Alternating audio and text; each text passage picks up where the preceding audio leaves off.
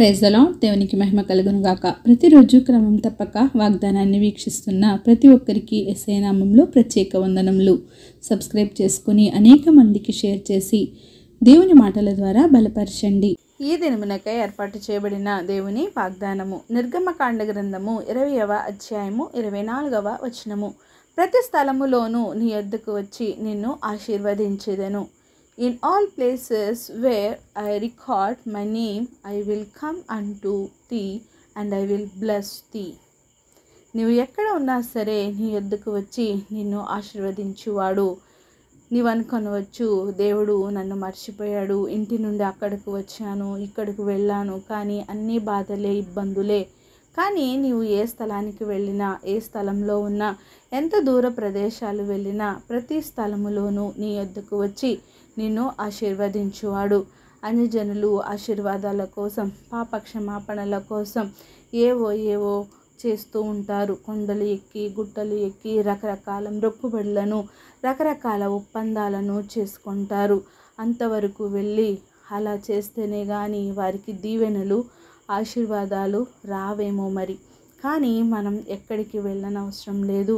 ఏ గుట్టలు, కొండలు, పర్వతాలు ఎక్కనవసరం లేదు. నీ దేవుడే నీ చెంతకు వచ్చి నీ అవసరతలను తీర్చి నీకు మేలులను అనుగ్రహించి నిన్ను ఆశీర్వాదాలతో నింపువాడు. నీవే స్థలములో ఉన్నా సరే నీ యొద్దకు ఆయనే వచ్చి నిన్ను ఆశీర్వదించువాడు. దాని కొరకు నీవేమీ ఆయనకు చెల్లించనవసరం లేదు.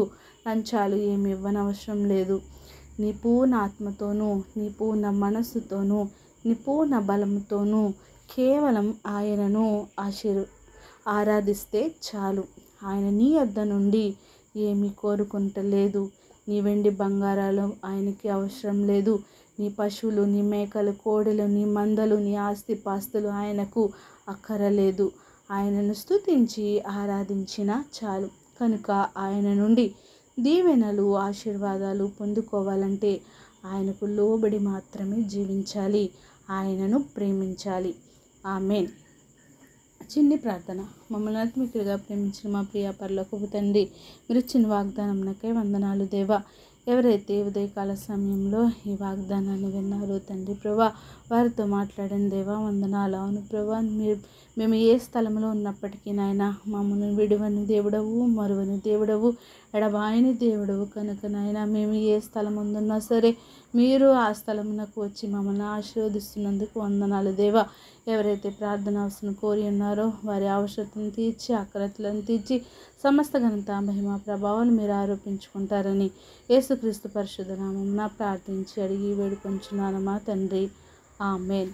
God bless you all.